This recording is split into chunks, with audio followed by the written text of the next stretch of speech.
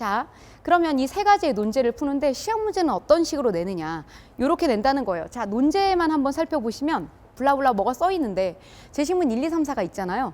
제시문이 총 4개가 나온다는 뜻이죠. 4개가 나오는데, 자, 세 화자의 관점을 바탕으로 1의 을국을 평가하고 3개의 제시문 다른 관점으로 하나를 평가하는 거기 때문에 관점이 다르니까 결과도 다르게 나타나겠죠. 자, 그래서 1의 세 국가의 사례를 종합해서 그러면 이상적 사회의 조건이 뭐냐, 이미 평가를 하는 과정에서 옹호와 비판을 하게 되잖아요. 그러면 이건 좋고 이건 안 좋다. 그럼 이상적인 건 이 세 가지를 모으면 이상적이겠죠. 그걸 여러분들이 써내는 거예요. 자, 그런데 뭘 보여드리려고 선생님이 이렇게 지금 준비를 했냐면, 하나의 주제로 이상적 사회의 조건이라는 걸 주제로 서로 다른 제시문 4개를 여러분들에게 공개를 하는 거예요. 자, 이거 어때? 이건 어떻게 답안을 풀 수 있을까? 이렇게 물어보는 거예요. 자, 근데 여러분들 이거 생각하시면 돼요. 요새는 내비게이션 너무 잘 돼 있잖아요. 그래서 여러분들이 앱을 통해서 길을 찾아가는데 어려움이 없습니다. 선생님도 내비게이션 있기 전에 운전하기 너무 힘들었는데 내비게이션 있고 난 다음에는 좀 수월해졌어요. 그런데 여러분들이 이거는 지금 현대적인 내비게이션이 아니라 지도라고 생각하시면 돼요. 그 군대 다녀오신 분들 행군하시는데 앞에 있는 리더가 지도를 잘 못 읽으면 이상한 곳으로 가잖아요. 선생님이 그 리더를 역할을 해드릴 거고요. 여러분들이 스스로 리더가 없이도 지도를 읽고 답안을 향해 가는 방향성을 알려드릴 거예요. 중요한 건 제시문 4개가 완벽하게 다른 느낌으로 제시가 되는데 다 같은 내용이라는 거. 그래서 헤매지 말고 다시 중심으로 오셔야 된다는 거. 그걸 딱 기억하시면 문제 푸실 때 어렵지 않습니다. 자, 그러면 우리가 어떤 식으로 답안지의 방향성, 답안의 핵심을 찾아낼 수 있을 것인가를 선생님이 쉬운 제시문으로 얘기를 해드릴게요. 자, 심청전입니다. 우리가 심청전 모두가 아실 거예요. 심청전의 한 부분이 만약에 제시문에 나왔어요. 그럼 여러분들은 어떻게 쓰시냐면 줄거리를 씁니다. 자, 같이 한번 읽어볼게요. 심청이 다시 정신 차려 할 수 없어 일어나서 온몸을 잔뜩 끼고 치마폭을 뒤집어 쓰고, 자, 어떤 장면이에요? 지금 떨어지기 직전, 인당수에 뛰기 직전이에요. 이 내용 나도 알아. 그렇지. 여기서 심청이가 떨어지겠군. 예상할 수 있죠? 자, 에고 에고 아버지 나는 죽소 하면서 뱃전에 한 발이 지칫하며 거꾸로 풍덩 빠져놓으니. 자, 이 부분은 아주 유명한 부분이기 때문에 여러분들이 제시문을 읽고 내가 아는 내용이야 이럴 수 있어요. 그런데 아는 내용이기 때문에 그냥 아는 대로 여러분들이 쓰시면 절대 합격하기 어렵습니다. 학교에서 요구하는 답안이 있어요. 자, 그게 뭐냐면, 자, 이걸 보고 여러분들 줄거리를 쓰셔서 명사적 키워드로 정리를 하셔야 돼요. 자, 어떤 명사적 키워드를 쓰냐. 첫 번째 학생이 심청이 바다에 몸을 던짐이라고 써요. 그냥 스토리예요. 줄거리를 쓴 거기 때문에 이 친구에게 좋은 점수를 줄까요? 자, 두 번째 학생이 이렇게 씁니다. 입수. 그렇죠. 입수죠. 이것도 내용이죠. 자, 내용을 물어보는 게 아니에요. 내용을 물어보는 게 아니라 이 내용을 주고 이 내용이 의미하는 바가 무엇인지를 우리한테 추론하라는 거거든요. 자, 다음 친구는 아마 추론을 할 거예요. 희생. 그렇죠. 심청이 사실 자살을 한 게 아니에요. 이 심청은 아버지를 위해서 희생을 한 거죠. 그래서 이 세 학생이 경합을 벌이면, 경쟁 시험이잖아요. 세 학생이 경합을 벌이면, 자, 문장으로 쓰셨지만 단어를 어떤 단어를 썼느냐에 따라서 세 번째 학생이 합격할 가능성이 높아집니다. 자, 그런데 끝판왕이 등장해요. 효를 위한 희생. 희생이라는 키워드에 앞에 수식을 합니다. 효라는 구체적인 키워드로 희생을 더 구체화해주고 있죠. 이 친구가 합격하게 되는 거죠. 이해가 딱 되시죠?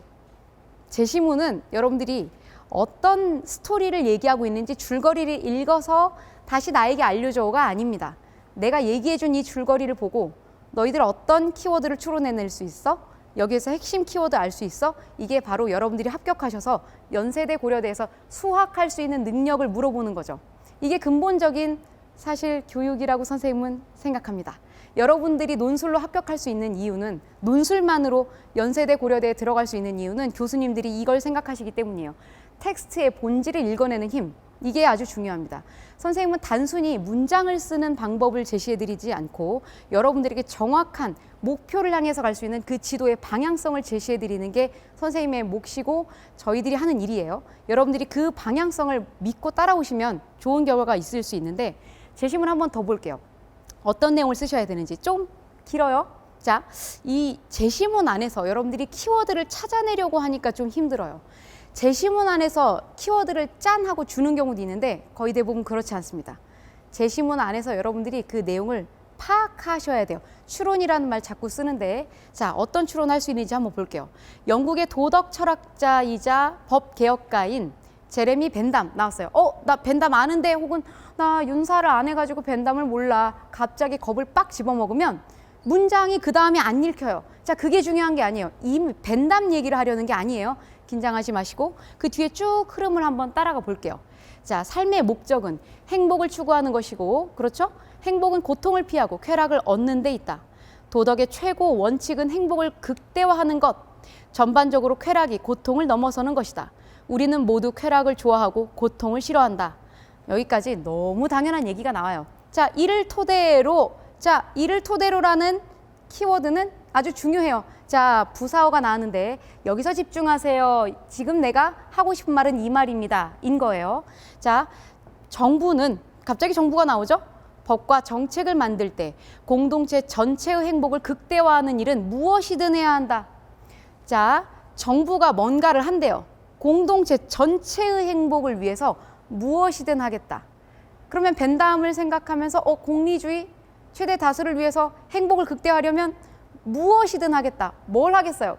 여러분 생각하시면 정부 하면 떠오르는 워딩이 없죠. 선생님이 그 방향성을 계속 제시할 거예요. 정부는 다양한 일을 하는데 다수의 행복을 위해서 개인을 괴롭힐 수도 있어요. 그게 바로 규제입니다.